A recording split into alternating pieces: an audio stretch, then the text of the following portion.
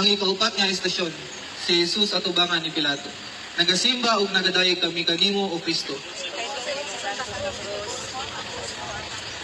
Pagbasa.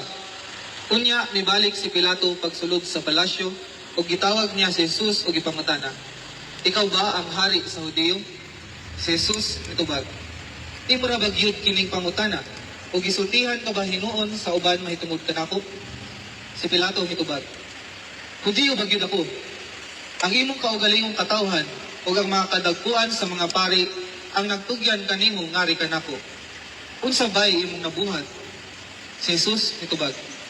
Ang akong gingharian dili iya niining kalibutana, ang akong mga sakop makigaway unta aron dili ako ikatugyan ngadto sa mga Hudiyo. Apan lagi, ang akong gingharian dili iya kining kalibutana. Tungod niini, nangutana si Pilato kaniya, hari ka ba di ay? Si Jesus mitubag. Nagingon ka nga hari ako. Tungod niini, natawo og miani ako sa kalibutan alang sa usa lamang katuyo nga mao ang pagsaksi sa kamatuoran. Ang anaa sa kamatuoran namati kanako. Kay unsa bay kamatuoran? Nangutana si Pilato kaniya.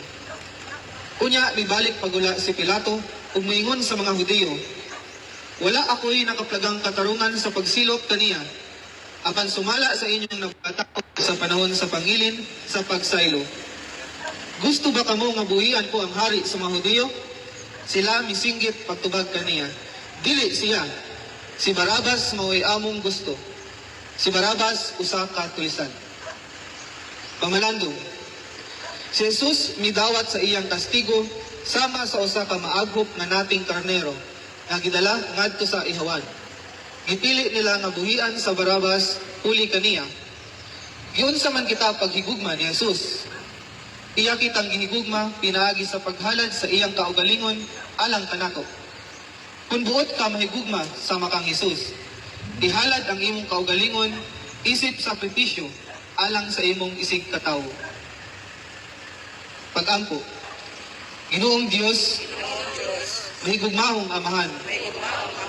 Ang gugma sa imong anak, nag-aghat kaniya sa pagdawat sa mga kasakitan, diha sa krus. Aron kami makaambit sa himaya sa bagong kinabuhi. Buntoga ang among kahakog. Ug himua kaming manggihatagon. Tabangi kami sa pagsagop sa kalibutan. Nga imong gihatag kanamo.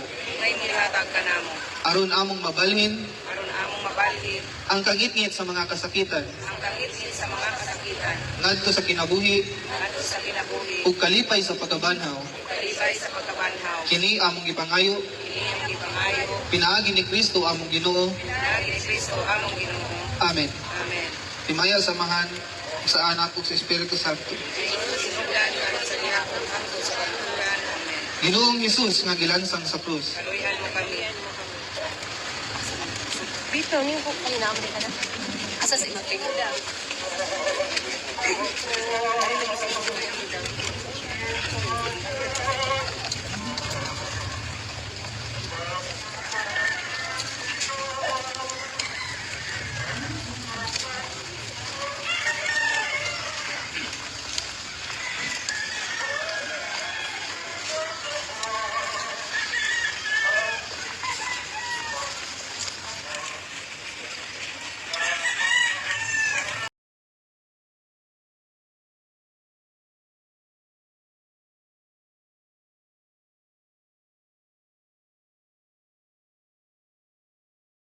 Ang ikalimang istasyon, ang paghampak ng Jesus.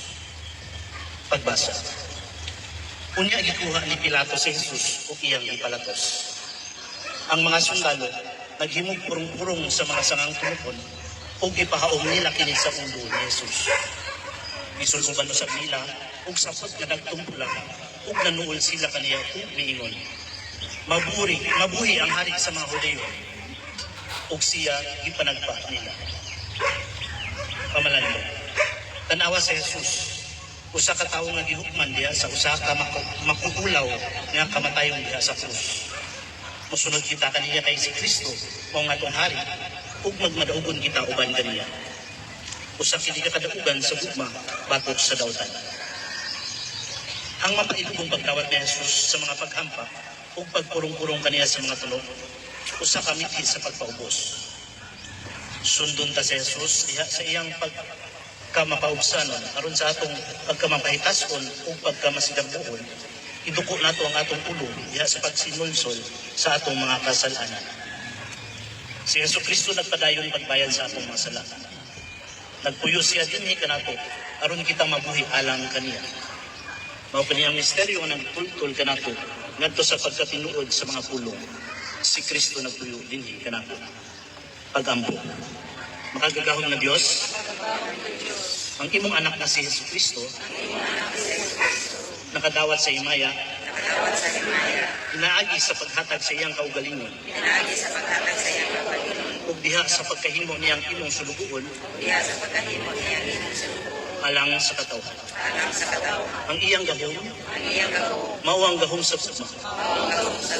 Diin gihatag niya ang tibok niyang kinabuhi, alang kanamo.